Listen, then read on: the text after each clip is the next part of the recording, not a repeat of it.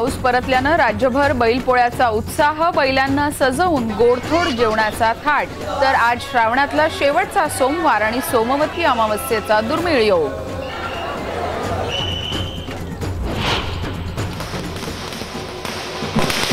जागा मिळवत मीरा भाईंदरमध्ये भाजपची एकहाती सत्ता, शिवसेना आणि काँग्रेसचं पानिपत। आता तरी शिवसेनेची अक्कल ठिकाणावर येणार। बांद्रा सुप्रीमो उद्धव ठाकरे आता प्रधानमंत्री आणि मुख्यमंत्र्यांची चेष्टा करणं थांबवणार। आता तरी वांद्रा सुप्रीमो वास्तविकता स्वीकारणार का? मीरा भाईंदर निकालावरून किरीट सोमय्यांचा टोला, तर मीरा भाईंदरकरांनी लवाडा घरचं आमंत्रण नाकारलं, आशिष शेलार यांचं ट्विट। मुंबई विद्यापीठाच्या गलथान कारभारामुळे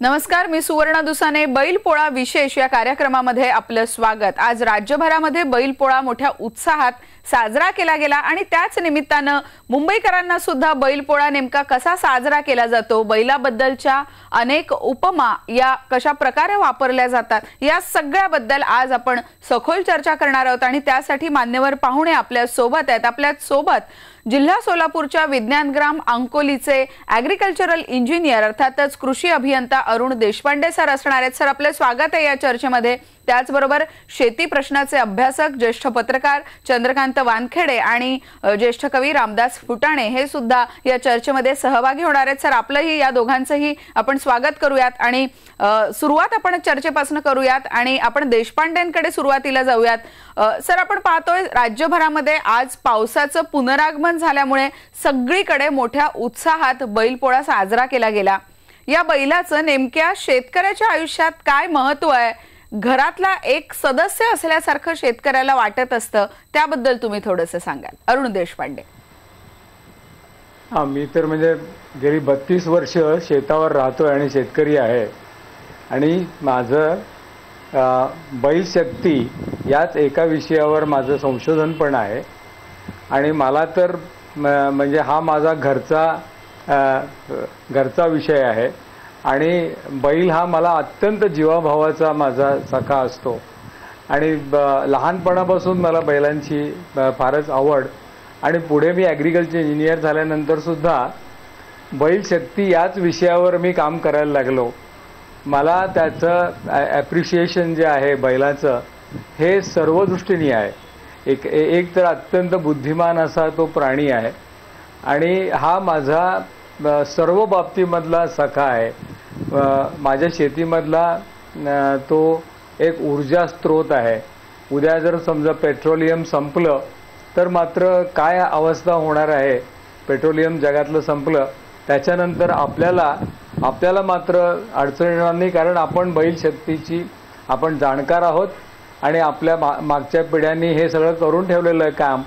मात्र आपण जे जपलं नाही तर मात्र अवस्था फार वाईट होईल आणि आता आपण अत्यंत कृतज्ञतापूर्वक या बैलाचं आपण आभार मानले पाहिजेत, अत्यंत कृतज्ञ असलो पाहिजे, कारण तो अत्यंत बुद्धिमान आणि आपल्याला जीवाला जीव देणारा असा प्राणी आहे। इतक्या वर्षाचं आपलं त्याचं सानिध्य आहे शेतकऱ्याचं। शेतकऱ्याला बैलाशिवाय आता गत्यंतर राहणार नाही। एखाद्याला असं वाटलं असेल की ट्रॅक्टर्स वगैरे आल्यानंतर बैलाचं काय काम आहे, पण तसं खरं अजिबात नाही आहे। बैलांशिवाय आपल्याला चालणार नाही। येत्या काही वर्षातच ही जाणीव येईल आणि मी स्वतः तर माझ्याकडे 6 बैलजोड्या आहेत। हां, चालेल। बरोबर सर, तुम्ही असेच आमच्या सोबत राहा। आपण चंद्रकांत वानखेडे सरांकडे सुद्धा जाऊयात। सर, ग्रामीण महाराष्ट्रामध्ये तुम्ही इतके वर्ष शेती प्रश्नाचा अभ्यास करता, सर्वसामान्य शेतकऱ्याच्या आयुष्यामध्ये या बैलाचं नेमकं काय महत्त्व तुम्ही सांगाल? जणू आपला भाऊ असल्यासारखंच शेतकरी या बैलांना वागवत असतो, काय तुम्ही या सगळ्याचं वर्णन कराल? चंद्रकांत वानखेडे। नाही, एकूणच बैलाच्या संदर्भामध्ये शेती व्यवस्थेमध्ये बैलाचं अनन्य साधारण महत्त्व आहे, याच्याबद्दल दुमत नाही। म्हणजे किती तंत्रज्ञान आलं, काही आलं, ट्रॅक्टर आले, तरी बैलाची उपयोगिता संपत नाही आहे. आणि म्हणूनच शेती व्यवस्थेमध्ये किंवा शेतकऱ्यांच्या परिवारामध्ये तो एक सदस्य म्हणूनच असतो. दुर्दैवाने संपूर्ण शेती व्यवस्थाच डबघाईस आल्यामुळे जसा शेतकऱ्यांवर एक दुरावस्था आलेली आहे, तसंच मग या व्यवस्थेचे जे जे घटक आहेत त्यांच्यावरही वाईट आघात या सगळ्या काळामध्ये होत आहेत. म्हणजे दुर्दैवाने बैलांना पोसणं, त्याचा चारा पाणी करणं, याच्या इतपतही म्हणजे शक्ती या व्यवस्थेने गमावलेली आहे. त्यामुळे बैलाचं अनन्यसाधारण महत्त्व आहे. दुसरं असं की आजचा दिवस म्हणजे त्याला तुम्ही बैलपोळा का म्हणताय मला माहित नाही, तो पोळा म्हणजेच त्याच्यात बैल अंतर्भूत असतो. आजचा दिवस हा शेतकऱ्यांसाठी तसा भावनात्मक दिवस असतो, कारण ज्या बैलाचे खांदे जू ठेवून निबर झालेले आहेत, म्हणजे काल त्याची खान शेकणी झाली, म्हणजे खांदे लोणी आणि तूप लावून गरम पाण्याने शेकणे, आज त्याची हाऊसमाऊस करणे, रंगरंगोटी करणे, असा सगळा हा उत्साहाचा सोहळा असतो. त्यामुळे कालच्या दिवशी खान शेकणी होत असताना मजुराला जेवणाचं, पुरणपोळी जेवणाचं निमंत्रण दिलं जातं. पण दुर्दैवाने मला बैलाचा हा सण जो पोळा आहे हा ग्रामीण भागामध्ये आनंद पूर्वी आणायचा, आता दुःखाची कड सुद्धा त्याला एक आलेली आहे. तुम्ही जर पाहिलं असेल तर गेल्या अनेक वर्षामध्ये मी अभ्यास करतो आहे की जसजसा पोळा जवळ येतो तसतसं 2-3 आठवड्यापूर्वी शेतकऱ्यांच्या आत्महत्येचा वेग वाढतो. कारण साध्या बैलाचंही हाऊसमाऊस मी करू शकत नाही, ही जी काही अवस्था आज आलेली आहे आणि त्याची अगतिकता त्याला जाणवते. त्यामुळे याला एक दुःखाची किनार सुद्धा आता या पोळ्याला येत चाललेली आहे असं मला वाटतं. बरोबर आहे, पण राज्यात पावसानं पुनरागमन केलं त्यामुळे आपण पाहतोय शेतकरी हा काहीसा चिंतेतनं बाहेर आलाय आणि बैलपोळा उत्साहात साजरा करतोय. अरुण देशपांडे सर, मला तुमच्याकडे पुन्हा एकदा यायचंय. बैल शेती आणि बैलाबद्दलच्या ऊर्जेवरती आपण अनेक प्रयोग केलेले आहेत. म्हणजे जसं गाडीचं इंजिन थंड राहिलं पाहिजे तसं बैलाला सुद्धा सावली मिळाली पाहिजे अशी संकल्पना तुम्ही विकसित केली. तर हे नेमके काय प्रयोग आहेत आणि त्यामुळे शेतकऱ्याच्या आयुष्यामध्ये काय परिवर्तन येताना तुम्हाला दिसतंय, त्याबद्दल थोडंसं सांगा. नाही, बैलांबद्दलची कृतज्ञता मला जेव्हा जाणवायला लागली तेव्हा मी त्याच्याकडे 21व्या शतकातल्या वैज्ञानिक दृष्टिकोनातून त्याच्याकडे बघायला लागलो. एका बाजूला मला कृतज्ञता त्याच्याबद्दलची होती, दाटलेली होती मनामध्ये, आणि दुसरीकडे मला त्याच्याबद्दलचं जे ॲप्रिशिएशन होतं ते मला व्हायला लागलं. कारण बैल म्हणजे walking type of land locomotion त्याला म्हणतात. बाकीची जी आहेत हे रोलिंग टाईप, क्रॉलिंग टाईप अशी ट्रॅक्टरची मोशन्स आहेत. म्हणजे जमिनीवर चालण्याची जी पद्धती असतात त्याच्यामध्ये हा walking type of land locomotion आहे. आणि हा 4 व्हील ड्राईव्ह ट्रॅक्टर आहे आणि लाईव्ह ट्रॅक्टर आहे. त्याच्यामुळे त्याचं आपण जसं एखाद्या कारच्या इंजिनची कूलिंग सिस्टीम असते, त्याची कार्यक्षमता वाढवण्यासाठी आपण फॅन लावतो, त्याला सगळं करतो, पाणी हे करतो. आणि बैल मात्र नेहमी उन्हात असतो. मी आपल्या सोलापूरला देगाव ते सोलापूर अशी चारा वाहतूक करणाऱ्या 2 माणसांना पाहिलं. 2 बैलगाड्या होत्या. तर त्या बैलगाड्यांच्या मध्ये काय होतं तर तो माणूस उन्हात होता आणि त्याचे बैल मात्र सावलीमध्ये होते. एक छत असं समोर त्यांनी आणलेलं होतं. ते पाहून मला इतकं छान वाटलं. मी ताबडतोब इंजिनिअरिंग कॉलेजच्या मुलांना सांगितलं की हे बघा, हे आपलं इंजिन जे आहे, बैलगाडीचं इंजिन आहे, हे आपल्याला थंड ठेवायला पाहिजे, म्हणजे आपल्याला सावली ठेवायलाच पाहिजे. आणि एवढंच नाही तर स्प्रे आणला पाहिजे. आपण जसं कटिंग सलूनमध्ये आपल्याला स्प्रे मारल्यानंतर एकदम छान वाटतं, तसं आपल्या बैलांच्या ह्याच्यावर जर आपल्याला स्प्रे करता आला तर तो करता आला पाहिजे. बैलाचं जू आहे हे सुद्धा जू अत्यंत चांगलं असलं पाहिजे. मोहेंजोदडो हडप्पामध्ये जे बारीक जू होतं तसंच जू आजपर्यंत आहे. आम्ही मात्र ते जू बदललेलं आहे. जू आहे ते एर्गोनॉमिक्स हे सायन्स त्याच्यामध्ये वापरलेलं आहे. आणि बैलाच्या खांद्याच्या आकाराचं जू तयार केलेलं आहे. त्याच्यामुळे बैलाचा कम्फर्ट्स वाढलेले आहेत. बैलाला बैलाचं निबर होणं आणि त्याला खांदा येणं हे म्हणजे अक्षरशः क्रूरता आहे. बरोबर आहे. बैलाची बायोलॉजिकल पॉवर पण सर तुम्ही सांगताय आणि बैल हा किती उपयुक्त प्राणी आहे हे सुद्धा तुम्ही सांगताय. चंद्रकांत वानखेडे आणि रामदास फुटाणे या दोघांकडेही मी येणार आहे. सुरुवातीला चंद्रकांत वानखेडेंकडे जाऊयात. सर, आपण पाहतो तुम्ही दोघांनी सुद्धा बैलाचं सर्वसामान्य शेतकऱ्याच्या आयुष्यातलं इतकं अनन्य साधारण महत्व आता सांगितलं आणि अर्थातच ते आहे. मग असं असताना सर्वसामान्य जगण्यामध्ये जी व्यक्ती काम करत नाही, कामचुकार आहे, निर्णयक्षम नाही, अशा व्यक्तीला काय बैल आहे असं म्हणण्याची एक पद्धत रूढ झालेली दिसते.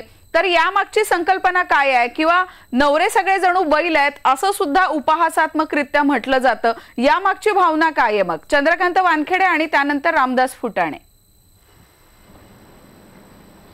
याच्यामध्ये एक स्पष्ट दिसतं की जी संपूर्ण व्यवस्था म्हणजे जी बाणगुळावर जगते त्या व्यवस्थेमध्ये कष्ट करणाऱ्यांच्या संदर्भात अवहेलनेने बोलणं हा रिवाज असतो. म्हणजे कष्टकऱ्यांच्या सगळ्यांच्या संदर्भामध्ये, म्हणजे गाढवांच्या संदर्भात गाढव हा कष्ट करणारा असेल तर हा काय गाढव आहे, बैल हा कष्ट करणारा असेल, तो उत्पादक प्रक्रियेमध्ये एक योगदान देतो आहे, त्याच्या संदर्भात का बैलासारखा आहे वगैरे हे सगळं आहे. मला स्वतःला असं वाटतं की ज्या व्यवस्थेमध्ये ज्यांनी 7, 8, 10 पिढ्यांमध्ये चमच्यावर घाम सुद्धा गाळलेला नसेल आणि जी ऐतखाऊ लोक असतील ती माणसं नेहमी कष्ट करणाऱ्या लोकांच्या संदर्भामध्ये तुच्छतेने, तिरस्काराने, अवहेलनेने बोलतात आणि बैल हा त्याचं प्रतीक त्या लोकांनी केलं असेल तर मला याचं नवल वाटत नाही. बरोबर. रामदास फुटाणे सर, एकूणच आता वानखेडे सरांनी सांगितलं श्रमाला प्रतिष्ठा नाही आणि त्या उपहासातनं हे सगळं आलेलं आहे. तुम्ही कसं पाहता या सगळ्या टीकेकडे? आता वानखेडे साहेब बोलले ते अत्यंत खरं आहे की जे उपयुक्त प्राणी आहेत त्याची किंमत शेतकऱ्यांना कळते. अगदी शेतातून ज्वारीचं पहिलं पोतं जेव्हा तो बैलगाडीतून येतं तेव्हा शेतकरी त्या बैलांची पूजा करतो. आपल्याकडे गोवारस असते, दिवाळीच्या वेळेस गाईची पूजा आपण करतो, दिंडी, दिवाळी, गाय, म्हशी, ओवाळे वगैरे. तर जे कष्टकरी समाज आहे, ग्रामीण भाग आहे, त्यांनी यांचा आदर केलेला आहे, गाईचा आदर केलेला, बैलाचाही आदर केलेला आहे. आणि ज्यांचा कृषी संस्कृतीशी काडीचा संबंध नाही अशा लोकांनी मात्र त्यांच्या नावाची बरीच अवहेलना केलेली. विशेषतः साहित्यिक याला फार मोठ्या प्रमाणात जबाबदार आहेत. कारण साहित्यातून, कथेतून, कादंबऱ्यातून पहिल्यांदा या सगळ्या उपमा प्रतिका येत गेली. तू बैल आहेस का, गाढव तुला काही कळतं का वगैरे अशा पद्धती. मग समाजी त्या पद्धतीने तो बोलू लागला. मला 99चं साहित्य संमेलन आठवतं की ते साहित्यिक जरा काहीतरी बोलले होते सत्तेच्या विरुद्ध, सरकारच्या विरुद्ध. तेव्हा बाळासाहेब ठाकरे म्हणाले ते त्यांना बैल म्हणाले होते. ते 99ची गोष्ट आहे. त्या मुंबईत जे साहित्य संमेलन झालं, वसंत बापट अध्यक्ष होते आणि बाळासाहेबांनी त्यांना बैल म्हणताच त्या सगळ्यांनी राजीनामे दिले होते. तर तेव्हा मी ज्या 4 ओळी लिहिल्या होत्या त्या प्रथम ऐकवतो की बैल म्हणताच पोळा साजरा करावा असं काही घडलं नव्हतं. बैल म्हणताच पोळा साजरा करावा असं काही घडलं नव्हतं. बांगडी फुटताच संसार मोडावा इतकं काही बिघडलं नव्हतं. दिले जरी त्यांनी पदाचे राजीनामे, सरकारी निवास मात्र सोडलं नव्हतं.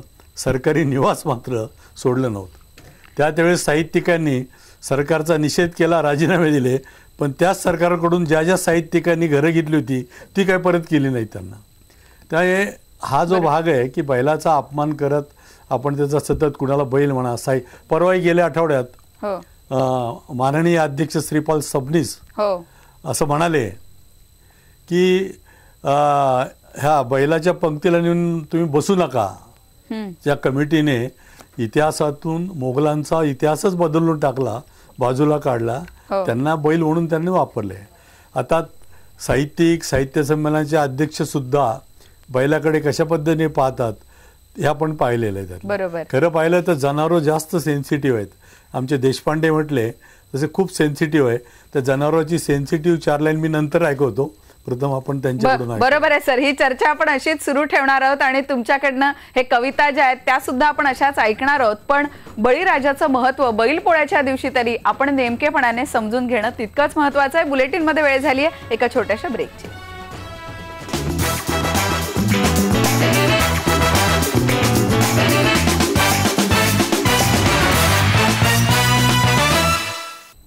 बैलपोळा विशेष मध्ये आपलं स्वागत. आपण पुन्हा एकदा कवी रामदास फुटाणे यांच्याकडे जाऊयात. सर, आपण बैलाचं महत्व तर समजून घेतलं. तुम्हा आम्हा सर्वांच्या जीवनात, विशेषतः शेतकऱ्याच्या जीवनातलं बैलाचं महत्व अनन्यसाधारण आहे.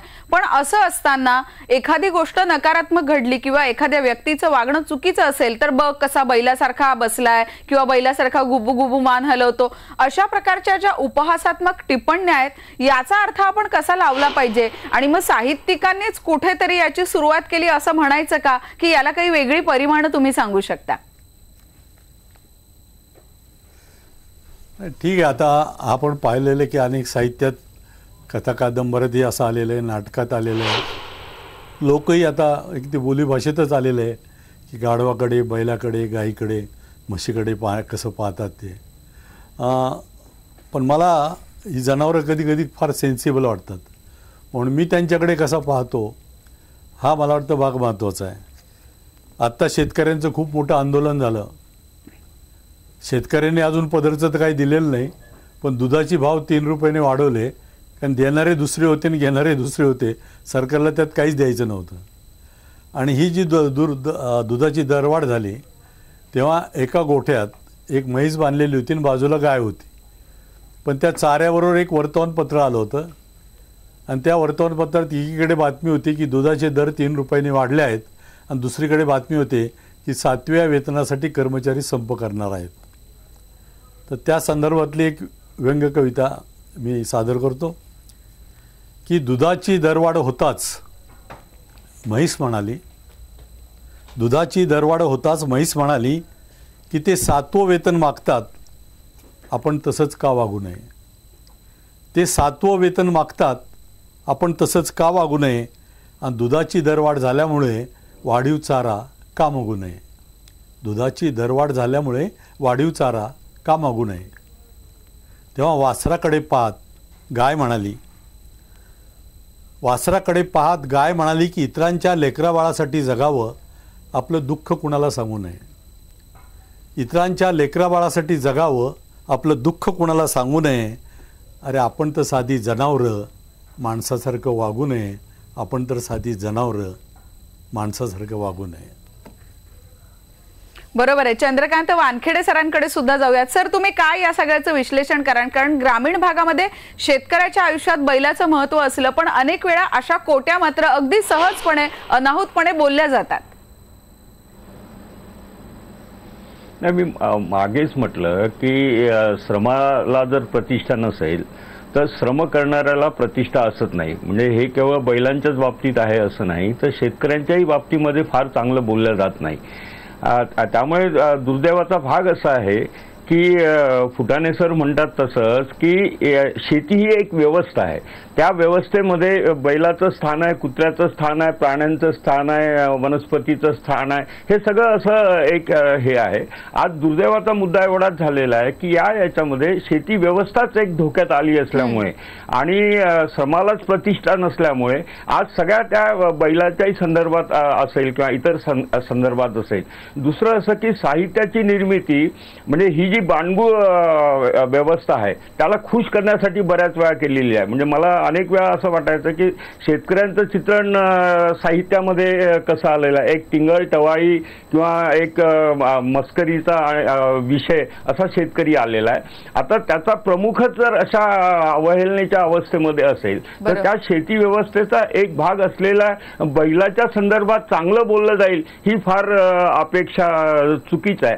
दुर्दैवाचा मुद्दा असा आहे की ज्यांचं अन्न खाऊन यांच्या रक्तवाहिन्यामध्ये या अन्नाचंच रक्त होतं, म्हणजे ज्यांचं रक्त यांच्या अन्नामुळे यांचं रक्त आहे त्या रक्ताच्या नात्याशीच यांची बेईमानी या बाणगू संस्कृतीची आहे असं मला वाटतं. बरोबर आहे. आणि म्हणूनच आपण या बैलाचं महत्व किंवा बैलाचं जे श्रम आहे ते उंचावण्याचा किंवा ते योग्य पद्धतीने मांडण्याचा प्रयत्न करतोय. अरुण देशपांडेंकडे मला जायचंय. सर, तुम्ही थोड्या वेळापूर्वी बोलताना बैलाची जी बायोलॉजिकल कॅपॅसिटी आहे त्याबद्दल सांगत होतात, त्याबद्दल आपण थोडंसं आपल्या प्रेक्षकांसाठी सांगूयात. अरुण देशपांडे. हां, त्यावेळेला मी या संशोधनाच्या पाठीमागे लागलो आणि प्रत्यक्ष डायनोमीटर म्हणजे बैलाच्या पाठीमागे आणि नांगराच्या मध्ये डायनोमीटर बसवला. ज्यावेळेला त्याचा पूल ज्याला मोजायला सुरुवात केली आणि अगदी एका बाजूला स्टॉपवॉच लावून जेव्हा बघायला लागलो त्यावेळेला इतक्या आश्चर्यजनक अशा आम्हाला नोंदी मिळालेल्या आहेत की एक बैलजोडी किती हॉर्स पॉवर देते, तर 1.2 हॉर्स पॉवर देते किंवा 1.5 हॉर्स पॉवर देते. पण जेव्हा त्याला जोर लागतो तेव्हा एक सेकंदाचा सुद्धा एक फ्रॅक्शन ऑफ सेकंड की एकदम 18 हॉर्स पॉवर पर्यंत तो डायनोमीटर फिरलेला आपल्याला दिसतो. ही ताकद कोणत्याही आधुनिक गिअर बॉक्समध्ये किंवा या गिअर शिफ्टमध्ये असत नाही. आणि त्यामुळे हे जर ट्रॅक्टरनी करायचं झालं तर ट्रॅक्टरचे गिअर तरी तुटतील, काहीतरी होईल, परंतु बैल अजिबात हे होत नाही. दुसऱ्या क्षणाला तो पुन्हा 1.5 हॉर्स पॉवरवर येतो. ह्याला बायोलॉजिकल रिस्पॉन्स म्हणतात. आपण जसं एखाद्या बोटाने काही उचलायचं असेल, काडी उचलायचं असेल तर तीच बोटं वापरतो, तेच मसल्स वापरतो. आणि एखादा मोठा दगड उचलायचा असेल तर तेच वापरतो. कारण आपल्या या कातडीला प्रत्येक स्क्वेअर मिलीमीटरला किती लोड पडतो त्याच्याप्रमाणे आपला रक्तप्रवाह आणि हे सगळं वाढतं. आणि तसंच बैलाचं पण असंच होतं. एखादा जर नांगराला दगड लागला किंवा काहीतरी मूळ लागली तर त्यावेळेला त्याच्या जुवापासून त्याला सेन्सेशन मिळतात आणि एका क्षणात त्याचा रिस्पॉन्स असतो. हा रिस्पॉन्स इतका वंडरफुल आहे की हा कुठल्याही इंजिनियर्सना आणि ह्याला मोह घालणारा असा हा रिस्पॉन्स आहे. असा रिस्पॉन्स कुठल्याही सेल्फ प्रोपेल्ड मशीनला असत नाही. बरोबर. अशा दृष्टिकोनातनं आपण त्या बैलाकडे बघितलं पाहिजे. बरोबर आहे. आणि ते सेल्फ बॅलन्सिंग एवढा आपल्या रोबो तयार करायचा असं जर किती खर्च येईल, केवढा प्रचंड खर्च येईल, असा रोबो तरी शक्य तरी होईल का? हा सरळ आपल्या गोठ्यात तयार होणारा, आपल्या आवाक्यातला, आपल्यावर प्रेम करणारा, त्याला नुसता एक हात लावला की त्याला ऍक्सिलरेटर असतो, त्याला नुसती शाबासकी दिली की तो जोरात ओढतो, एक दोरी ओढली की सरळ वळ म्हणलं की तो वळतो. एवढं इतकं सुंदर यंत्र आपल्या निसर्गाने आपल्या पुढे दिलेलं आहे आणि आपल्या आयुष्याचा भाग असलेला लाईव्ह आहे ते. बरोबर आहे. अत्यंत अचूक आणि मोजक्या शब्दात सर बैलाचं एकूण महत्व आणि शेतकऱ्याचा जणू कुटुंब प्रमुखाचा बैल आहे. तुम्ही तीनही मान्यवर या चर्चेत सहभागी झालात. आपल्या तिघांचेही धन्यवाद. आजचा दिवस हा बळीराजाच्या सर्जाराजाचा आहे. बैल पोळ्याचा दिवस शेतकरी बांधवांसाठी वर्षभर शेतात राबणाऱ्या बैलाविषयी कृतज्ञता व्यक्त करण्याचा आजचा दिवस. बैलाची प्रतिमा उंचावण्याचा, त्याच्या काबाड कष्टांची जाणीव ठेवण्याचा छोटासा प्रयत्न आपण बैल पोळा या विशेष कार्यक्रमात केला. या कार्यक्रमात आपण इथेच थांबूयात. पहा फक्त IBN लोकमत.